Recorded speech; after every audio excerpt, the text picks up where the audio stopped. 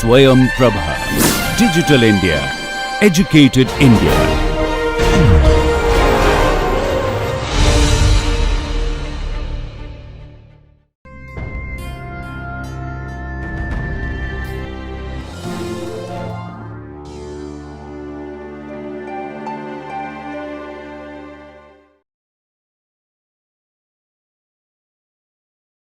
Okay, welcome to this session. We were discussing the D flip-flop based PFD in the last session, and the problem which we found was that your reset time period and your overlap delay was same, and in order to increase the overlap delay you will end up increasing the reset delay, and what you will see there is that your if you have a large T reset delay, then it limits the reference frequency at which your PFD can be clocked. Okay. So, to overcome some of those problems, we have a NAND based PFD. Let us try to understand that. Okay. So, in this NAND based PFD, let us name these nodes so that it is easier to understand how it operates, right. So, what you have, this node is Rx and this node is Ry. Similarly, this node is Vx and this node is Vy. Here, this particular PFD changes when you have a negative transitions at R and V. So, to begin with, let us say your R and V both are actually high. Okay, this is just an example. So, I am taking R and V both as high. If R and V both are high, and then what you have here is that your up bar and down bar, okay, these two nodes are also high.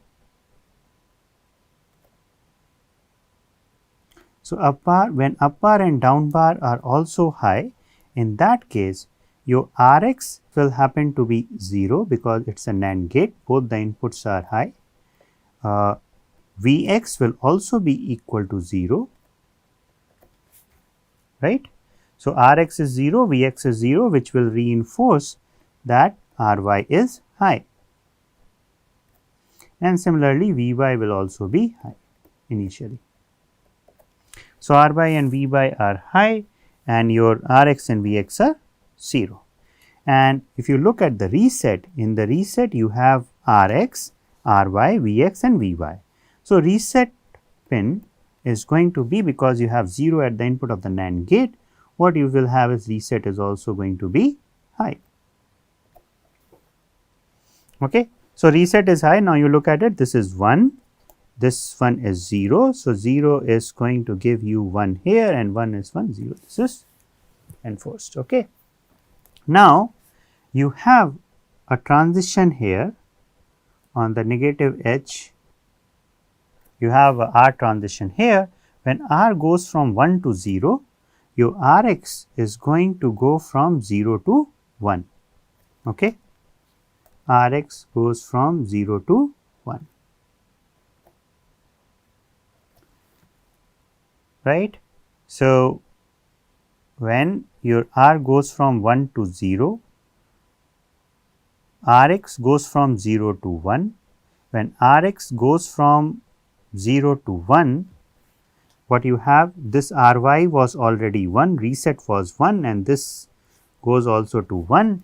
Your up bar signal will actually go from 1 to 0. Okay, this is what will happen at up bar, right. Ry signal, so Rx goes from 0 to 1, this signal becomes 1. So, reset did not change. So, it is a NAND input, right. If we had 0 here on this branch earlier, then this is still reinforced, Ry does not change. So, all the signals carry the same way. Now, after some time, when the other rising edge comes, your V signal goes from high to low, let us say. this goes from high to low. When V signal goes from high to low, the down signal will also go low, but before down signal your actually Vx signal goes high, and Vx signal goes high after how much delay? Vx signal will go high after 1 NAND delay, right. So, Vx signal goes high. When Vx signal goes high, and then after the Vx signal your down bar signal will go low.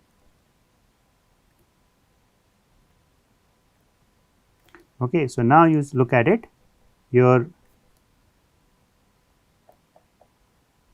at this particular point you have your Vx signal high, you have your Rx signal high. So, both Rx and Vx are high. Ry and Vy were high earlier.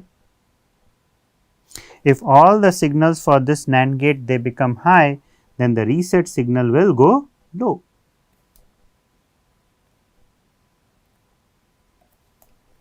Okay. So, these two signals continue now. Now, as reset signal goes low after some time, right, what happens? Reset signal goes low. So, your up bar and down bar signal both will now go back to high again. So, based on our reset signal going low, our up bar and down bar signal go high again. Well, R and V, they are still 0 here, right. So, Rx and Vx, since R and V signal are 0, Rx and Vx signal they will remain 1, they will not change.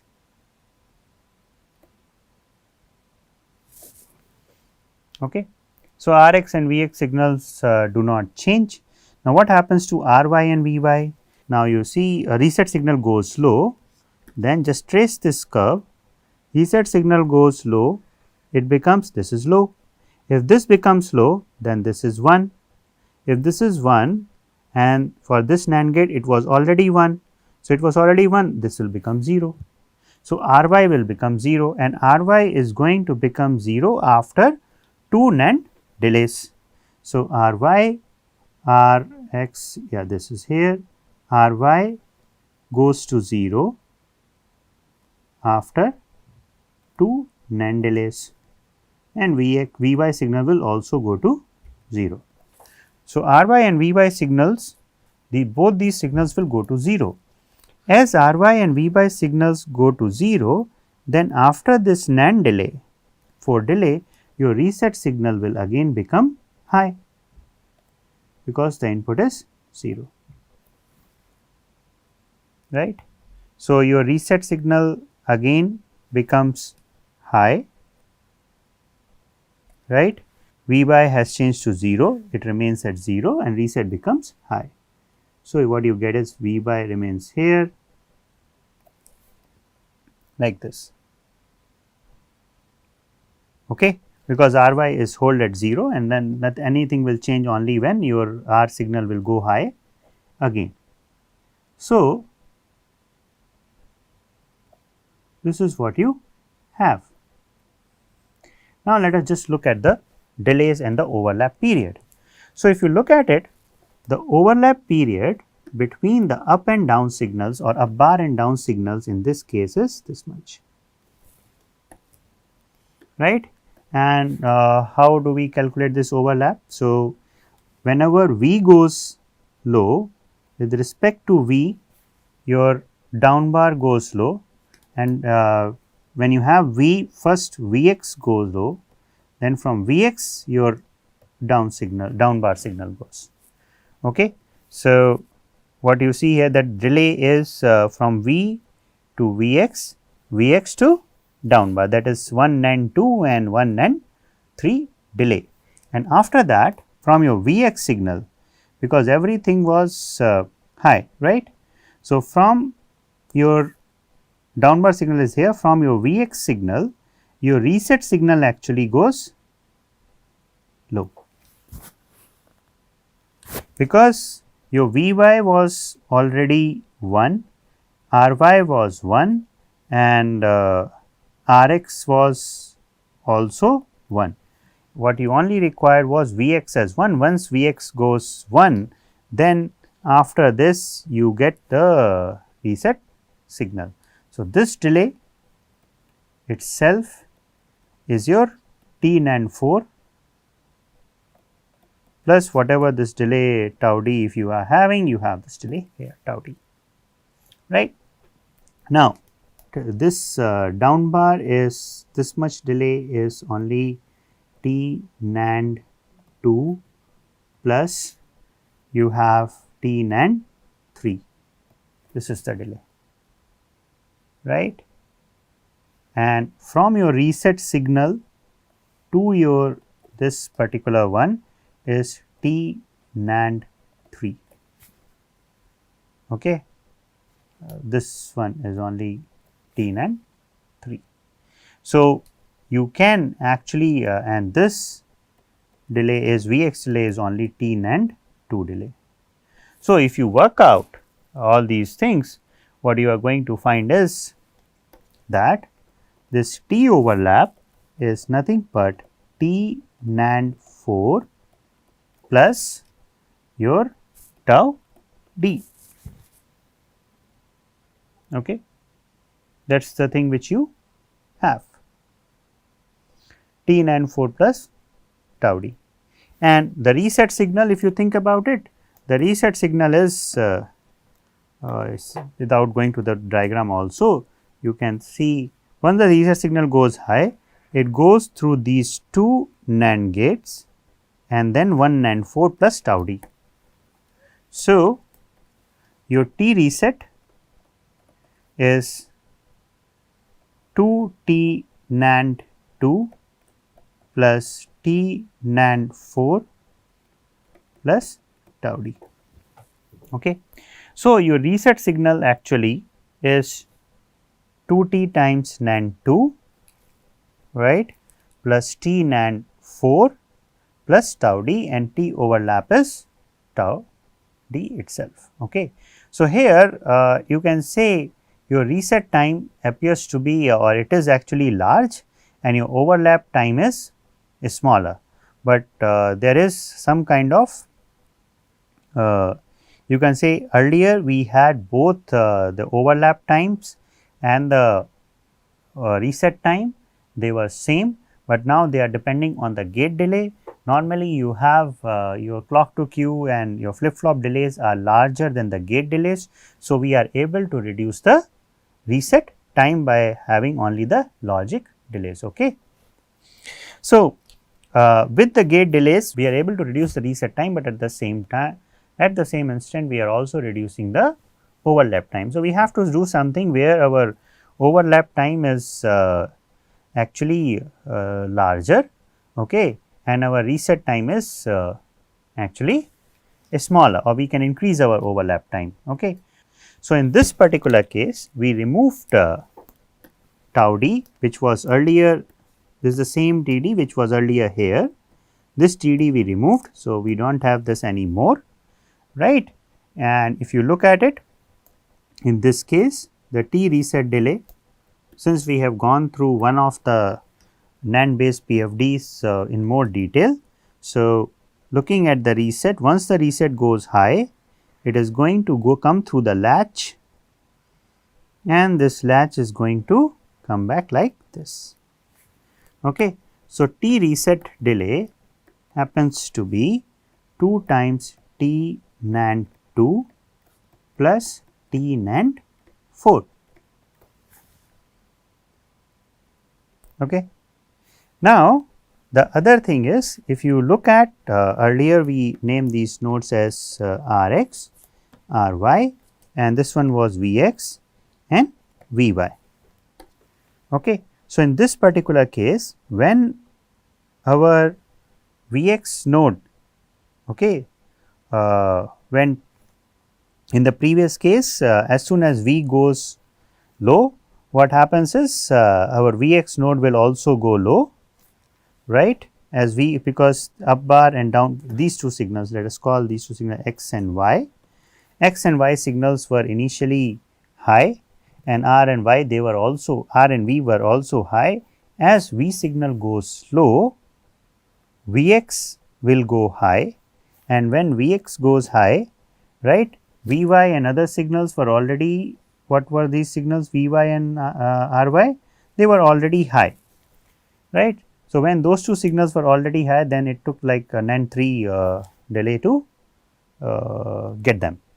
Okay. So, now here what happens is, as soon as Vx, Vy was already high, as soon as Vx signal goes high, you have one N2 delays, after which it goes down bar signal goes low. The difference here is that once your reset signal goes high, it actually, previously the reset signal was making our Y signal to go high again. Now, the reset signal has to, even if the reset signal goes high, it has to wait and come through these NAND latches and then make our V signal, Vy signal to go high. Okay. So, you increase this Vy, when only when Vy signal will go high, will change, then only things will change here, right. So, if you look at it, our Ry and Ry and Vy signal, the reset signal is actually making a change here, right. So, when reset signal goes low, as you see, when reset signal goes low, this output is going to be 1, this output is 1, Vx was already 1, then Vy will go to 0, and then when Vy goes to 0, then this downward signal will go back again. So, effectively you increase the delay of up and down signal by 2 of these NAND gates. Okay. So, we are able, this is, I will call this as NAND based PFD without delay in the reset path, without delay in reset path. In this particular case, you see that your T overlap increases. Earlier, as soon as the reset signal went low, what happened? You actually made Y equal to 0, but now it has to come through. We have used one more NAND gate. We have now it increases by 2 times T NAND 2. Okay. So, we want to increase T overlap. We are able to increase T overlap without changing the reset time. Okay. Thank you.